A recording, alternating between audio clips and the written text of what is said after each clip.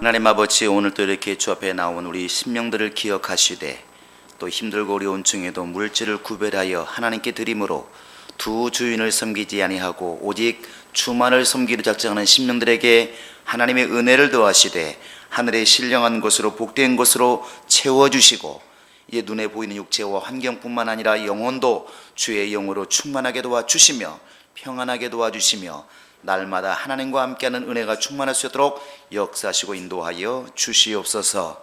감사하고 예수님의 이름으로 기도합니다. 아멘. 주 앞에 감사한 여러분의 가정 속에 주의 복이 함께 하시기를 예수의 이름으로 축원합니다. 자, 우리 하나님 말씀은 사도행전 8장 4절부터 13절까지 한번 보겠습니다. 사도행전 8장 4절부터 13절까지 우리 합독하겠습니다. 시작. 그 흩어진 사람들이 두루 다니며 복음의 말씀을 전할세 빌립이 사마리아 성에 내려가 그리스도를 백성에게 전파하니 무리가 빌립의 말도 듣고 행하는 표적도 보고 한 마음으로 그가 하는 말을 따르더라. 많은 사람에게 붙었던 더러운 귀신들이 크게 소리를 지르며 나가고 또 많은 중풍병자와 못 걷는 사람이 나으니 그 성에 큰 기쁨이 있더라. 그 성에 시몬이라는 사람이 전부터 있어 마술을 행하여 사마리아 백성을 놀라게 하며 자칭 큰 자라 하니 낮은 사람부터 높은 사람까지 다 따르며 이르되 이 사람이 크다 일컫는 하나님의 능력이라 하더라. 오랫동안 그 마술에 놀랐으므로 그들이 따르더니 빌립이 하나님의 나라와 및 예수 그리스도의 이름을 관하여 전도함을 그들이 믿고 남녀가 다 침례를 받으니 시몬도 믿고 침례를 받은 후에 전심으로 빌립을 따라다니며 그 나타나는 표적과 큰 능력을 보고 놀라니라. 아멘. 우리 인류가 사는 것은 이제 복음을 듣고 믿어서 구원을 받게 된 것입니다. 그 로마서 1장 17절에 보시면 복음에는 하나님의 의가 나타나서 우리를 믿음으로 이렇게 안내를 하고 그 믿음을 통해서 우리가 살게 된다. 곧 나의 의는 믿음으로 살게 된다. 이렇게 나와 있습니다. 이게 결국 복음이라고 하는 것은 살리는 데까지 가야 사실은 복음인 것이고 또 살고자 하는 자는 결국 복음이라는 것을 들음으로 이렇게 살게 된다는 것을 알 수가 있습니다. 근데 그 복음의 핵심이 뭐냐? 바로 예수 그리스도이십니다. 예수 그리스도. 근데 우리가 이렇게 예수를 얘기할 때 왜 우리가 예수를 믿어야 될까? 왜 예수를 알아야 될까? 예수를 믿으면 어떻게 되는가? 여기에 대한 우리가 이렇게 질문을 우리 스스로에게 해보면 성경이 시작이 이미 저녁이 되고 아침이 되니까 해가 지는 것이 시작이고 해가 떠오르는 것이 이제 하루다 이렇게 나와 있는 것처럼 예수가 오시는 것을 보면 생명이 있는 곳에 사망을 가지고 오신 것이 아니라 사망이 있는 곳에 생명으로 오셨고 죽은 자들을 살리러 오셨고 병자가 있을 때 예수님이 오시니까 병이 고침받고 가난이 있는 곳에 예수님이 오시니까 풍요로움을 알게 되고 지옥 갈 수밖에 없는 사람들에게 예수님이 오시니까 하나님의 나라가 이렇게 주어지게 되는 것입니다. 이게 결국 이 복음이 들어가면 곧 예수가 들어가면 심령이 변하고 환경이 변하는 것이 그게 정상이라는 것이죠. 우리가 이렇게 복음의 통로를 잘 이렇게 염두에 두고 한번 생각해 보면 역사적으로 생각해 보면 이제 예루살렘에서 시작한 이 복음이 오늘은 사마리아고 이제 내일은 바로 이제 저 그리스로 로마로 그 다음에 저 유럽으로 그 다음에 미국으로 아시아로 이렇게 전해지게 되는데 이 복음이 전해지는 곳마다 엄청난 변화가 막 일어납니다. 그것이 단순히 예수 안 믿던 사람이 예수 믿는다 그런 변화가 아니라 사람도 변할 뿐만 아니라 문화와 경제와 환경이 완전히 변하는 것입니다. 완전히 변하는 것이죠. 이 복음이 이제 이 사마리아를 거쳐서 로마에 들어가게 되는데 이 로마가 완전히 변화가 되죠. 복음으로 변화가 됩니다. 로마가 1000년 동안 다스리고 로마가 쇠퇴하면서 결국 유럽으로 건너가게 되는데, 유럽이 또 왕성하게 일어납니다. 왕성하게 일어났죠. 그래서 뭐 당연히 예수 믿는 사람의 숫자가 많아지는 정도가 아니라 모든 중세시대 때에 이 기독교의 복음을 빼놓고는 중세 역사를 말하지 못할 만큼 모든 예술이나 경제까지 다 망라해서 엄청난 변화가 일어납니다. 이제 이 복음이 영국으로 건너가고 영국이 해가 지지 않는 나라 할 정도로 전 세계를 거의 지배하게 되죠.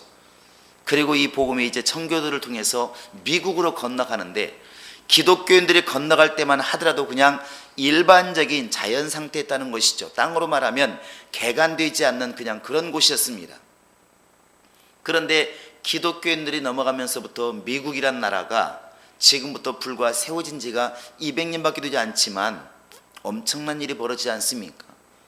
미국이 점점 더 강대해져서, 땅이 넓기 때문에 강대해질 것 같습니까? 그럴 것 같았으면 지금 세계적으로 넓은 땅 가진 나라가 얼마나 많습니까? 꼭 그런 것은 아닌 것 같습니다. 거기에서 전 세계의 복음이 확산되기 시작하고, 그 미국의 영향으로 결국 한국에도 이제 1800년대 후반에 들어서서 기독교 복음이 전해집니다. 이 복음이 전해지면서 한국도 엄청난 변화를 겪죠. 엄청난 변화를 겪습니다. 그리고 이 복음이 들어오면서 한국 사람의 생각이나 사고와 사회 전반적인 변화가 막 일어나는 것입니다.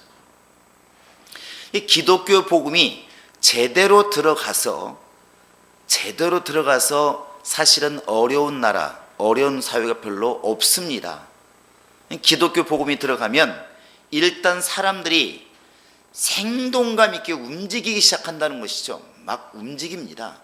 우리나라도 원래 우리나라 뿌리가 불교나 유교이기 때문에 굉장히 조용한 것을 추구하고 얌전한 것을 추구합니다. 그러니까 여러분 어릴 때도 밥 먹을 때 보면 떠들면서 말하라고 배웠겠습니까? 조용하라고 배웠습니까? 조용하라고. 왜? 떠들면서 밥을 먹으면 뭐가 나간다고? 귀신 나간다가 아닙니다. 복 나간다고 들었어요. 복 나간다. 그렇게 하면 복 나간다. 복 달아난다. 지금 저 절에서 이렇게 세워져 있는 불상이랑 뭐 다 앉아 있는 모습이잖아요. 다 앉아 있는 모습. 양반이요? 뛰면 안 됩니다. 적어도 양반이라면 비가 와도 뛰지 말라고 배웠지 않습니까? 그게 우리나라의 뿌리예요. 그러니까 아무리 가난해도 이걸 확 바꿀 만한 어떤 막 노력이나 움직임이 없다는 것이죠. 그런데 복음이 딱 들어오니까 긴 머리 자르고 공부하고 막 배우고 가르치고 막 움직이기 시작하는 것입니다. 전 세계에 나가서 막 가르치라는 것처럼 움직이기 시작하는 것이죠. 그러니까 사람의 심리가 움직이고 활동력이 있는 것입니다. 그러니까 당연히 사회가 변하고 경제가 변하고 변할 수밖에 없는 것이죠. 한강의 기적이라 이렇게 사람들이 많이 부르지만 복음의 눈으로 보면 복음이 들어간 나라마다 변했다는 것입니다. 미국도 변하고 유럽도 변하고 로마도 변하고 한국도 변하고 변하는 것입니다. 이 복음이 들어가면 변할 수밖에 없는 것이죠. 그건 개인도 마찬가지입니다. 과거에 살인을 저지르고 엄청난 범죄를 저지른 사람들이 이렇게 감옥에 갇혔으라도 어느 순간에 성경을 알고 복음을 받아들이면 겉모양은 똑같은 죄인의 모습이지만 속이 완전히 변해버려가지고 회개하고 다른 사람이 되어 있는 것을 많이 우리가 이렇게 간증을 통해서 듣습니다. 그러니까 이 복음의 능력이 뭐냐면 개인이든 가정이든 사회든 들어가게 되면 완벽한 변화를 가져온다는 것입니다. 그 중심에 예수가 있고, 예수가 들어오면 옛사람은 장사 지내고 새 사람이 되는 것이 맞습니다.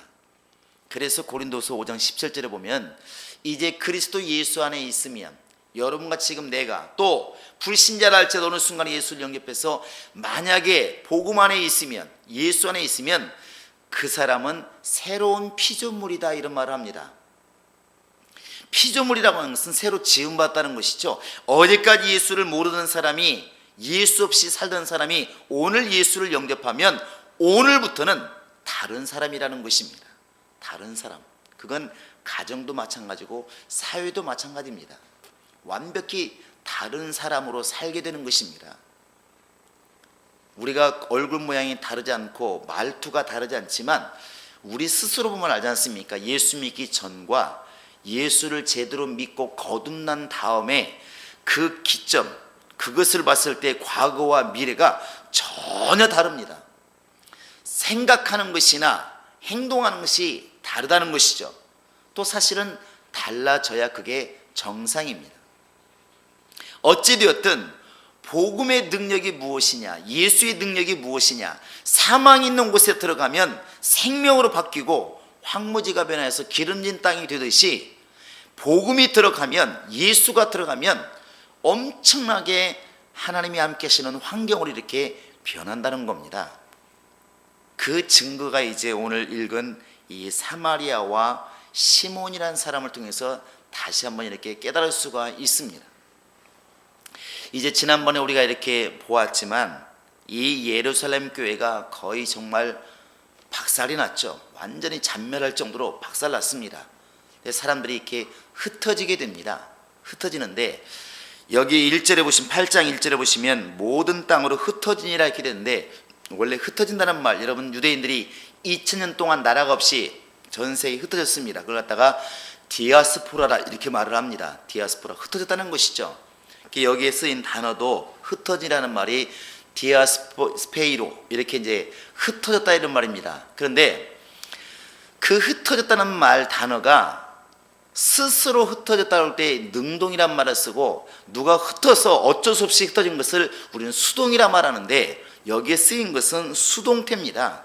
쉽게 말하면 내가 지금 이사를 가야 되겠다 해서 이사한 것은 내가 스스로 움직인 거예요. 그걸 능동적이다 말합니다. 그런데 이사 가고 싶지 않은데 집주인이 나가라고 그러니까 나가는 것, 그것은 어쩔 수 없이 나가는 것입니다. 그게 이제 수동적인 것이죠. 시켜서 하는 겁니다. 근데 이 당시에 흩어진 사람들이 스스로 복음을 전해야지, 그래서 이렇게 나간 게 아니라 예루살렘 교회 핍박이 일어나니까 죽을 것 같으니까 사람들이 피난 간 것이죠. 그것을 흩어졌다고 수동적으로 이렇게 표현하고 있습니다. 이렇게 예루살렘 교회가 핍박이 일어나서 흩어질 수밖에 없는, 그것이 당분간이 될지 평생이 될지 모르겠지만 여기 있다가는 죽겠다 그래서 이제 피난 간 것처럼 피해 갔는데, 그들이 가면서 가지고 간 것이 이제 복음입니다. 그게 가장 가까운 곳이 이제 사마리아죠.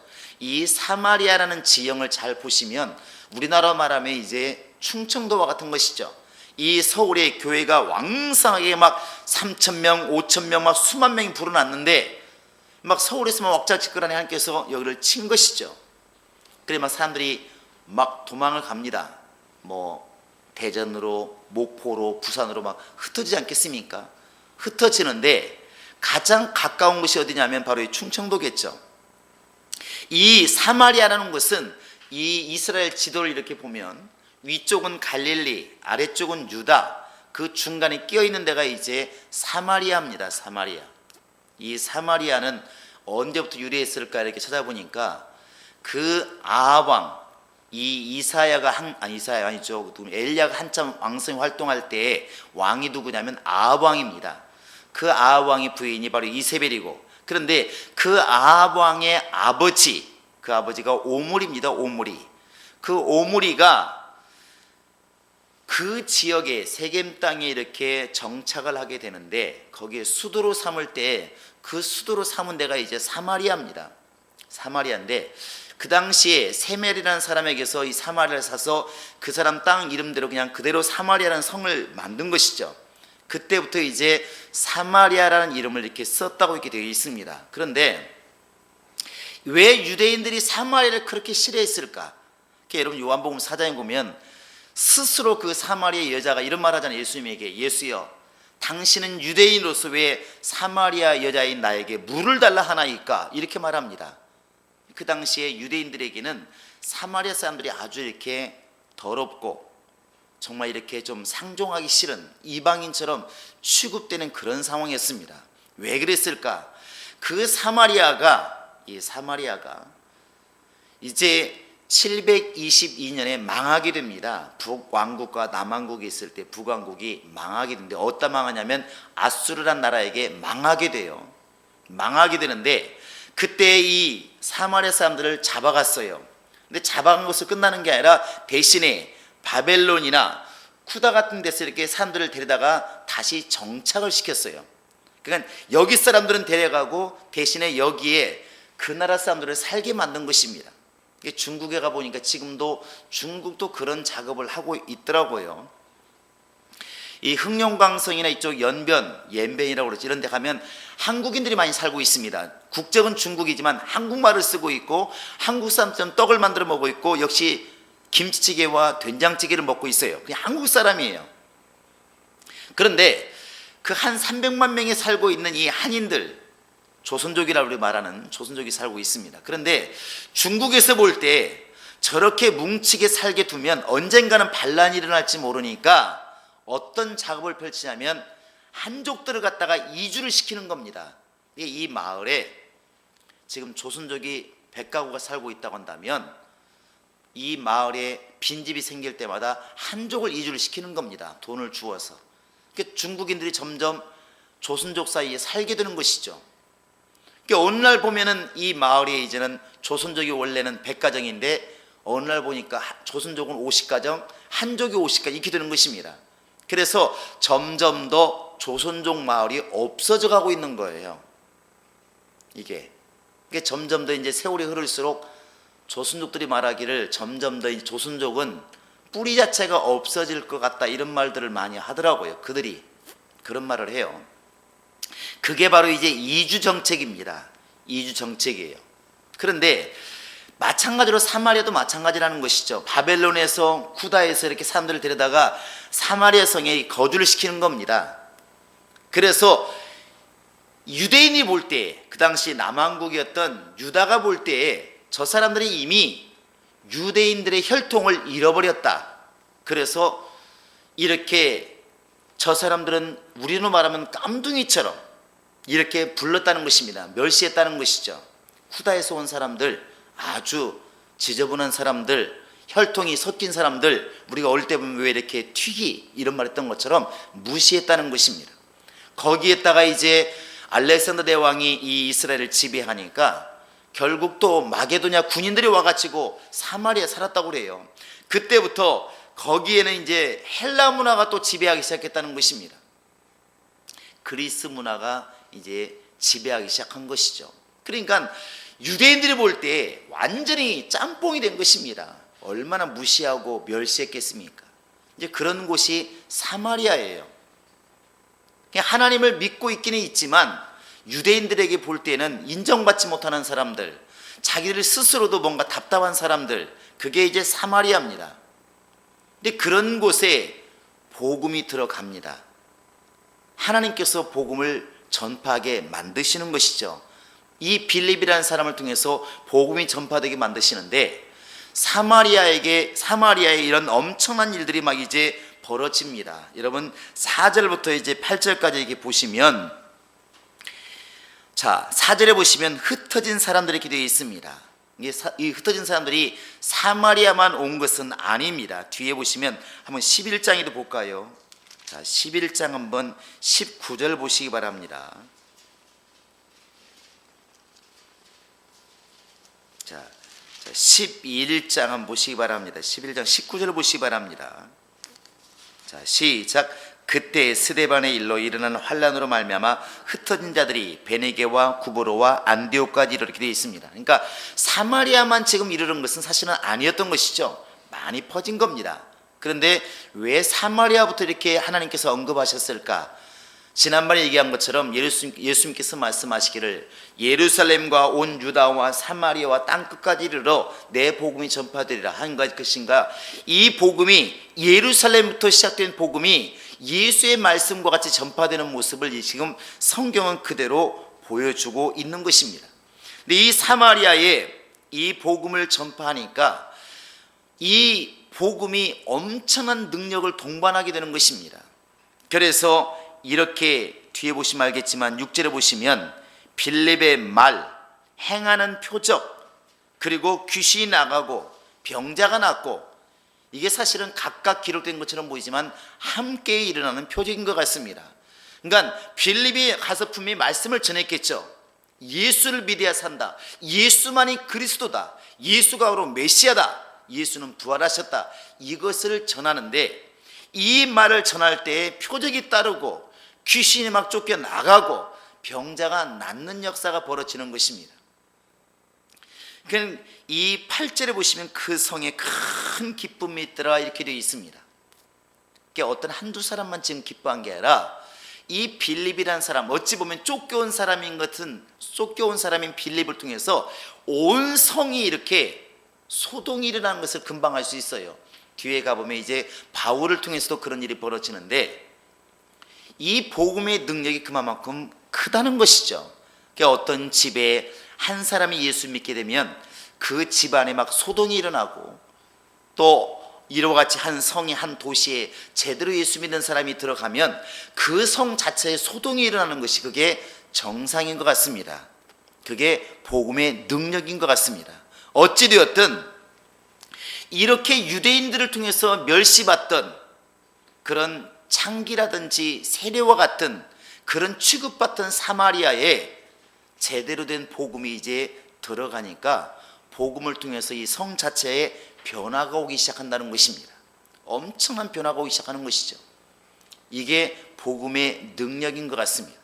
우리 오월표가 내가 복의 통로가 되어 그랬는데, 사실은 우리가 지금 빌립과 같은 사역을 해야 정상인 것이고, 여러분과 지금 내가 기도해야 될 목표가 바로 여기에 있는 것입니다. 하나님, 내가 지금 빌립처럼 제대로 복음을 가진 사람이라고 한다면 이렇게 해야 됐다가 아니라 사실 이런 능력이 나타나야 옳은데 나타나지 않고 있다고 하는 것은 복음을 지금 제대로 갖지를 못했든지, 복음을 가지고 있기는 있지만 제대로 내가 지금 활용하지를 못하고 있든지 둘 중에 하나이지 않겠습니까? 그러니까 우리가 지금 기도해야 될 제목이 여기 있는 겁니다. 내가 지금 빌립처럼 비록 생활에 쫓겨서 내가 이사를 가는 한이 있을지라도, 또 환경이 쫓겨서 떠날 수밖에 없는 상황이라 할지라도, 내가 지금 우리 집으로 갈 수밖에 없는 그런 상황이라 할지라도, 설사 하나님 나를 이렇게 예수를 믿지 않는 저런 부탄이나 아니면 라오스 같은 데라도 이민 갈 수밖에 없는 그런 상황이 벌어진다 할지라도 어떤 모습으로 가고 오느냐가 문제가 아니라 빌립처럼 나를 통하여 복음이 전해지고 나 때문에 내가 가는 그 성이 소동이 일어나고 정말 큰 기쁨이 있을 만큼 그런 변화가 일어나야 그게 정상이 아니겠냐는 것이죠.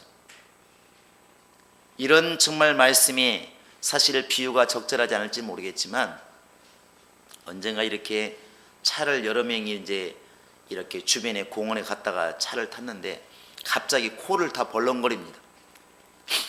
이거 무슨 냄새야? 왜 이렇게 냄새가 나지? 안 좋은 냄새입니다.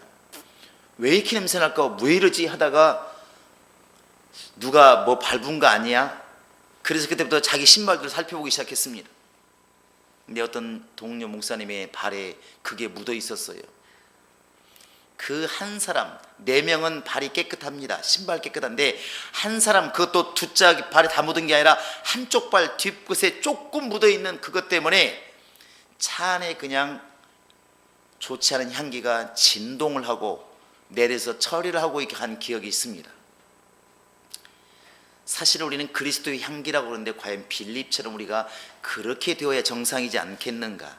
빌립은 복음을 가지고 떠났습니다. 분명히 룰루랄라 찬송하면서 분명히 가지는 않았을 텐데, 분명히 이렇게 핍박을 당해서 흩어질 수밖에 없는, 갈 수밖에 없는, 피난 갈 수밖에 없는 그런 상황이었었는데, 그런 상황에서도 그 속에 있는 복음의 능력은 감출 수가 없었다는 것입니다. 이 빌립을 통하여 사마리아가 엄청난 변화가 일어나고 예수께서 주인 되어지는 놀라운 역사가 이렇게 벌어지게 된 것입니다. 우리 안에 이런 역사가 있기를 정말 주님의 이름으로 부탁을 드립니다. 할렐루야. 또 하나는 이제 사람의 변화죠. 이 시몬이라는 사람의 변화인데, 이 빌립을 통해서 사마리아에 이 복음이 제대로 부활하신 예수가 전해지기 전에 이 사마리아의 주인처럼 행세하는 사람이 누구였었냐면 시몬이라는 사람입니다. 시몬이라는 사람. 이 시몬이라는 사람이 바로 그 당시에 마술이라고 되어 있지만 아마 이제 우리가 생각하는 속임수 이런 마술이 아니라 바로 앞에서 행했던 바로의 술객들, 우리 성경에 보면 요술사 뭐 이렇게 되어 있는데 그 바로 앞에서 같은 이적을 행했던 그런 요술사와 같은 그런 일들을 했던 아마 사람일 것이다. 학자들은 그렇게 말합니다. 그런데 이 시몬이라는 사람이 능력을 막 행한다는 것이죠. 이적을 막 행합니다. 그러니까 사람들이 볼 때도 야, 대단한 사람이다. 이게 이 사람이 하나님의 이름을 안 써먹었으면 모르는데 하나님의 이름을 썼던 모양이에요. 그래서 사람들이 야, 저건 하나님의 능력이다. 그러니까 시몬이라는 사람을 막 굉장히 우러러보는 것이죠. 하나님의 사람, 하나님 능력 있는 사람, 이렇게 우러러봤던 것입니다. 더 웃기는 것은 9절에 보시면 스스로도 자칭 큰 자라 이렇게 되어 있습니다. 자칭 큰 자라. 또 백성들도 10절에 보시면 크다 일컫는 하나님의 능력이다 이렇게 되어 있습니다. 그리고 11절에 보시면 그 마술에 놀랐음으로 그를 따르더니 그랬습니다.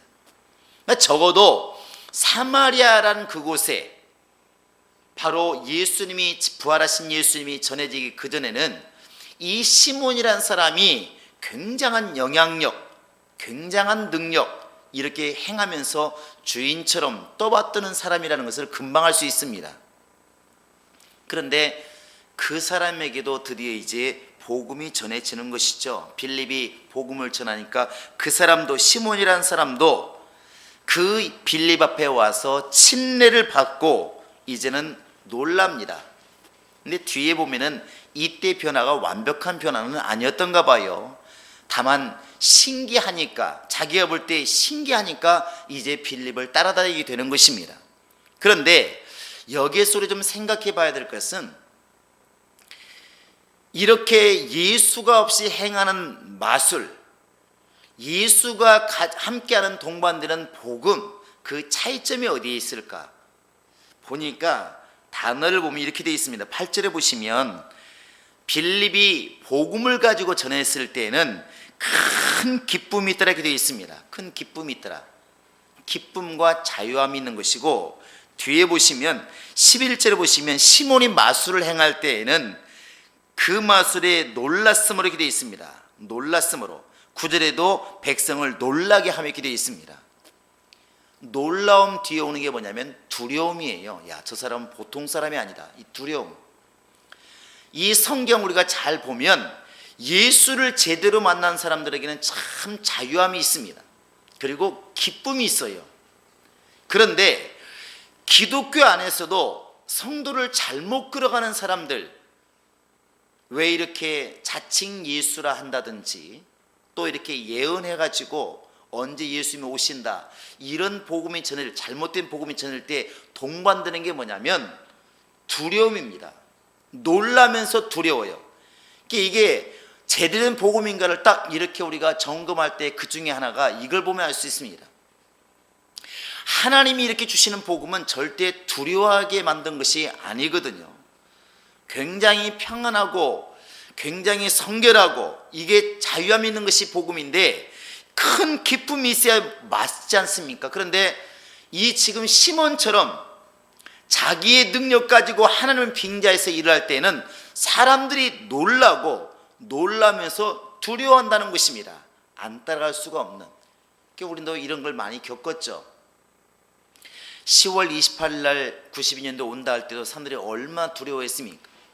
야, 진짜 주님 오신단다 걱정하고 두려워하고 오히려 걱정되니까 우리를 막 염려하지 않습니까? 당신 아니면 지옥 간다고 막 두려워합니다. 그러니까 행위나 놓고 할까 봐서 전전긍긍하죠. 또 얼마 전에도 12월 달에 그랬다면서요. 홍아무개 뭐 전도사라고 말하더만요. 또 우리나라에 전쟁 난다고 막 그래가지고 난리가 나고 어떤 목사님 또 그 말 믿어가지고 또 외국으로 전 교인 데리고 여행을 갔답니다. 그 날짜를 피하려고. 그러면서 염려해서도 글을 올렸답니다. 우리는 피난하는데 우리 가족들은 어떡하나. 전쟁 나면 이제 큰일 났다. 야, 얼마나 이게 참 답답할까. 그 전쟁 나는 게 두려워서, 전쟁 나서 죽으면 어떻고 살면 어떻고 평소에 어떻게 믿었는가. 우리는 죽고 사는 문제가 사실은 두려운 게 아닌 것이 복음인데 언제부턴가 이렇게 복음 자체를 들었다고 말하면서도 두려워하고 놀라고, 이게 지금 잘못 가고 있는 것입니다. 자칭 예수라 말하는 사람들의 특징이 뭐냐면 사람들로 하여금 두려워하게 한다는 것입니다. 걱정하게 만들고 놀라게 만들고, 이건 잘못된 것입니다. 그래서 결국에는 이 시몬이 바로 결국에는 회개를 해야 되겠죠. 돌아와야 됩니다. 왜 시몬 이야기를 썼을까? 이렇게 많은 부분에 대해서 이 외에도 변화받는 사람이 많이 있는데 왜 시몬 이야기를 꼭 굳이 썼을까? 바로 하나님은 그런 것들을 지적해 주고 싶은 것 같습니다. 표적 보고 가면은 이렇게 우매한 백성 될 수 있다. 시몬이라는 사람이 능력이 없었던 게 아닙니다. 모든 사람 볼 때 놀랄 만큼 능력이 있었습니다. 그러나 표적만 보고 가면은 신앙이 저렇게 왜곡될 수 있다. 그게 옳은 복음이 아니다. 바로 빌립처럼 제대로 된 말을 전했을 때, 복음을 전했을 때 하나님이 역사하시고 표적이 드러나고, 이게 정상적인 복음인 것이고, 그 결과로 기쁨이 충만한 것이 그게 바로 제대로 된 복음이다. 시몬처럼 능력은 있으나 스스로 교만해지고 자기만 망하는 것이 아니라 하나님의 이름으로 일을 하니까 그 사람을 따르는 사람들은 하나님이 쓰시는 사람인 줄 알고 시몬을 따르게 되니까 그 사람의 영혼도 망하게 되고, 이것은 잘못되는 길이라는 것이죠. 이런 것을 깨우치기 위해서 주님께서 바로 이렇게 시몬이라는 사람의 사역을 우리에게 기록한 것 같습니다. 우리가 이런 사역을 보면서 깨달아야 될 것은 바로 그런 것 같습니다. 우리에게서 만약에 하나님의 언약과 약속을 따라서 이루어지는 것이 아니라면 이적도 두렵다는 것이죠. 표적도 두렵다는 것입니다. 예수님이 책망한 게 뭐겠습니까? 너희가 떡을 본고로 나를 따르느냐? 그래서는 안 된다는 것이죠. 이 복음이 증거되는 그 사역 속에 놀라운 이런 바로 비밀들이 감춰져 있는 것입니다. 그리고 더불어서 이제 사마리아 성이라는 것, 유대인들이 무시하고 멸시했지만 어찌 보면 정말 이방인의 피가 섞여서 하나님의 말씀을 벗어난 것처럼 보이지만, 그런 죄인들의 거하는 그런 성에도 복음이 들어가니까 그 성에 변화가 일어나는 것, 그게 능력인 것이고, 그 사마리아 성이 드디어 바로 유대인들에게서 버림받은 성에서 하나님이 쓰시는 바로 그런 성으로 바뀌는 것이고, 그건 시몬도 마찬가지라는 것입니다. 언젠가 보니까 이런 글이 나와 있어요. 주일이라는 단어와 그 다음에 이렇게 성탄절도 마찬가지인데, 그때마다 이렇게 항상 올라오는 글들이, 이런 글들이 많습니다. 지금 주일은 원래 썬데이다, 썬데이. 그 원래 태양일이었다. 여러분 주일을 한문으로 쓸 때 뭐라고 써 있습니까? 자, 임금주자가 써 있습니까? 날일자가 써 있습니까? 날일자가 써 있어요. 그게 일요일이라고, 일요일. 세상 사람들은 주일이라 말하지 않고 일요일이라 말합니다. 우리만 주님의 날이라고 부르는 것이죠. 그래서 원래 출발이 주일부터 출발한 게 아니라 원래는 일요일이라고 출발했다는 것이죠. 그런데 기독교인들이 바꿨다. 또 내지는 그렇게 태양일을 갖다가 교묘하게 기독교를 타락시키기 위해서 바꿨다, 이렇게 말하는 사람들이 있습니다. 그건 성탄절도 마찬가지예요. 그런 식으로 접근하는 사람이 많이 있습니다. 그런데 또 어떤 분이 이렇게 글을 올렸어요. 뭐라고 올렸냐면, 그래, 성탄절도 원래 이교의 신을, 다른 신을 섬긴 날이었다고 치자, 또 주일도 태양을 섬기는 날이라고 치자. 그런데 가만히 생각해 보니까 우리 예수님의 능력이 얼마나 크면 이방인을 섬겼던 그 자리에 없애버리고 예수님이 주인이 되었다. 이게 감사할 일 아닌가? 이렇게 또 올렸어요. 야, 굉장하다. 그럴 수도 있겠다는 생각을 했습니다. 야, 맞구나. 만약에 불상이 크게 세워져 있는 자리, 만약에 우상이 있던 자리, 정말 복음이 전해져서 우상을 무너뜨리고 그것이 예배하는 장소가 된다고 한다면, 원래 이방신을 섬겼던 자리이기 때문에 껄끄러워서 예배를 안 드려야 옳은 것인가? 그건 아니지 않습니까? 날과 시가 그렇게 중요할까 생각해 보니까 맞다. 우리 기독교인들이 껄쩍지근하게 이렇게 마음 먹고 지킬 게 아니라 그런 믿음으로 불신자에게 복음이 전해서 과거에 어떤 사람이었던 예수 영접하면 저렇게 충만한 사람이 되는데, 예수 믿지 않고 가난한 나라가 예수 믿고 영접해서 복음화됨으로 말미암아 나라가 강건해지는데 과연 뭐가 잘못되었을까? 이렇게 사마리아도 정말 어떻게 복음의 눈으로 보면 이렇게 정말 죄인과 같은 그런 도시가 복음화되어서 큰 기쁨이 넘치는 주님이 역사하시는 그런 성이 되었고, 시몬도 마찬가지고 이렇게 변화됐는데 그것을 우리가 마음속에 꺼리낌으로만 받을 것인가?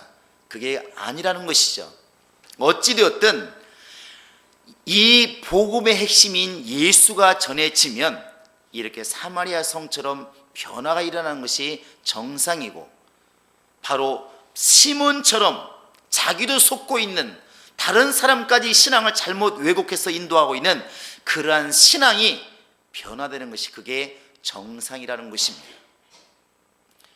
우리가 지금 이 시간에 마음을 먹고 기도하고 돌이켜야 될 것은 바로 이런 빌립과 같은 그런 제대로 된 복음, 제대로 된 그런 생명의 통로가 되도록 여러분과 지금 나는 기도해야 될 것이고, 그렇게 되기 위해서 힘써야 되리라 우리는 믿습니다. 할렐루야. 오늘날 우리가 너무나 안주하다 보니까 나 예수 잘 믿는 것으로, 내가 지금 평안하게 예수 믿는 것으로, 나는 예수를 제대로 안다는 것으로 만족하고 있을지 모르겠지만, 이것을 넘어서지 못하면 절대로 충만한 신앙이 아닙니다. 충만한 신앙은 내가 지금 비록 고난을 당할지라도, 내가 비록 힘들고 어려움이 있을지라도 나를 통해서 빌립처럼 사마리아 성이 변하는 것을 보고, 시몬처럼 신앙이 변하는 것을 보고, 그것을 볼 수 있을 만큼 변해져 가야 내가 지금 제대로 된 신앙을 가지고 있다고 말할 수가 있다는 것입니다. 우리 안에 또 우리 교회에 이런 능력이 있기를 예수의 이름으로 축원합니다. 이 시간 우리 다 같이 기도하시겠습니다. 기도할 때, 하나님, 내 신앙이 지금 내가 잘하고 있다, 내가 지금 신앙이 제대로 가고 있다, 나는 예수를 잘하는 사람이다, 나는 성경을 잘하는 사람이다, 이것으로 만족하지 않게 하소서. 그 열매로 그 나무를 안다고 그랬는데, 하나님, 빌립처럼 내 앞에서 성이 변하게 하시고, 내 앞에서 시몬이 변하게 도와주시고, 내 앞에서 사람의 영혼이 변하는 것을 보고, 환경이 변하는 것을 보고 내 신앙을 확증하게 하소서. 그런 신앙이 내 안에 있게 도와주시고 내가 그렇게 복의 통로가 되게 하소서. 다 같이 우리 기도하시겠습니다. 살아계신 하나님 아버지, 우리가 우리를 보고 만족하지 않게 하여 주시옵소서. 시몬처럼 자기에게서 능력이 있으니까, 또 많은 사람이 자기를 따르니까 자칭 큰 자리 여겼던 것처럼 그렇게 우리는 어리석지 않도록 도와주시기를 원합니다. 정말 예수님처럼 자기를 비워서 낮출 수 있는 능력과 겸손함 있게 도와주시고, 우미한 능력으로 또한 영혼들을 그렇게 이끌어가지 않도록 하나님이 성령으로 도와주시기를 원합니다. 우리는 정말 이제 나아가서 나를 보고 내가 아는 지식으로, 내가 아는 능력으로 나는 대단한 사람이라고 생각하지 않게 도와주시고, 나를 통해서 변화받는 사람을 보고, 나를 통해서 변화받는 성을 보고, 나를 통해서 변화받는 영혼들을 보고 하나님이 나와 함께 사는 표적을 가질 수 있도록 우리 아버지 하나님이 함께 하시고 인도하여 주시옵소서. 우리에게 정말 그럴 능력을 주어서 우리가 이제는 그렇게 빌립처럼 정말 주님이 쓰시는 통로가 되기를 원합니다. 나를 통하여 내 앞에 있는 사람이 생명을 얻고, 나를 통하여 내 앞에 있는 환경이 변화가 있고, 나를 통하여서 하나님의 놀라운 은혜가 전파되어지는 놀라운 역사가 있도록 하나님이 함께 하시고 인도하여 주시옵소서. 우리에게 그럴 능력 있게 도와 주시옵소서. 우리에게 그런 권능이 있도록 도와 주시옵소서. 오직 성령을 따라 이러한 일을 이루어 나갈 수 있도록 역사하시고 도와 주시옵소서. 감사하고 예수 이름으로 기도합니다. 이제는 우리 구주 예수 그리스도의 은혜와 하나님 아버지의 극진하신 사랑과 성령의 교통하심이 이제 오직 내 안에 계신 예수를 전하며, 그 예수를 전함으로 영혼을 구령하고 환경을 변화시키기로 작정한 모든 심령들 머리 위에 이제로부터 영원토록 함께 있을지어다. 아멘.